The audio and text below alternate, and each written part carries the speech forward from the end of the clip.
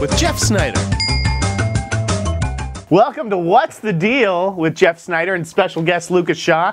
We're here to talk about the Golden Globes, the surprises, the snubs, and everything in between. Lucas, what's your take? I'm never going to mimic your enthusiasm.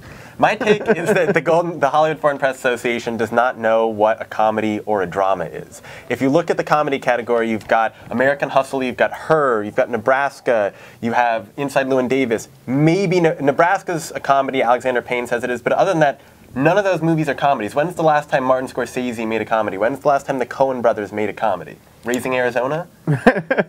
Some would call A Serious Man a comedy. But yeah, no, I didn't feel like Inside Llewyn Davis was a comedy at all. It had comedic moments, but I don't...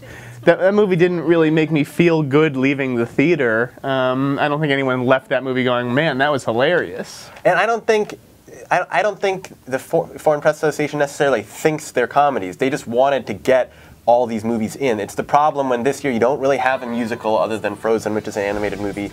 You don't really have that kind of traditional great summer comedy, say, that can get a nomination at the Golden Globes. So they said, wait, we've got 10, 12 great movies this year, but we can't fit them all in the drama category, so let's just label a few of these comedies. Let me ask you, though, is the comedy and musical lineup the best lineup that you've probably ever seen? Yeah.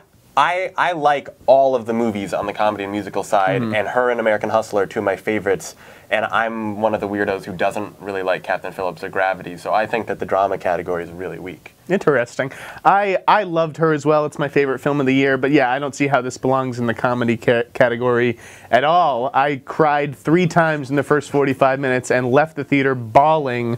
There was nothing comedic about Her at all. What were some of the snubs in the Best Picture race? There weren't many. Saving Mr. Banks didn't get a nomination, which I think surprised people. And then the two big ones were The Butler and Fruitvale Station. We've had all this talk this year about, huge year for black filmmakers and films dealing with kind of starring African-American actors. And yet when it comes to the Golden Globes, other than 12 Years a Slave, they pretty much shut everybody out. So, I wasn't a huge fan of The Butler, but I would think that both of those movies would get some kind of nomination. Lee Daniels and Ryan Coogler, the directors, got shut out. Forrest Whitaker and Michael B. Jordan, the 2 actors, got shut out, so they just got completely ignored. Right. I haven't seen Philomena or Rush yet, so I can't speak to the merits of those movies, but I was surprised to see Fruitvale snubbed across the board. I thought it was a fantastic movie. Forget that it's from a first-time filmmaker. I thought it was deserving, on its own.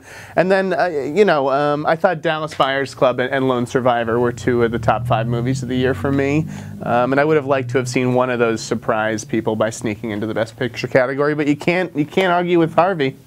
He got Philomena in there. I think it'll get shut out at the Oscars. Yeah. But Dallas Buyers Club is the movie that I think sadly is we've talked about this for the last couple months. Matthew McConaughey and Jared Leto will win, will get nominations everywhere, but the movie is just going to get forgotten because it's about those performances, and I love the movie as much as you did. This has been What's the Deal with Jeff Sneider and special guest Lucas Shaw. You can follow me on Twitter at @TheInSneider and Lucas_Shaw. Thanks for reading TheWrap.com. What's the Deal with Jeff Sneider?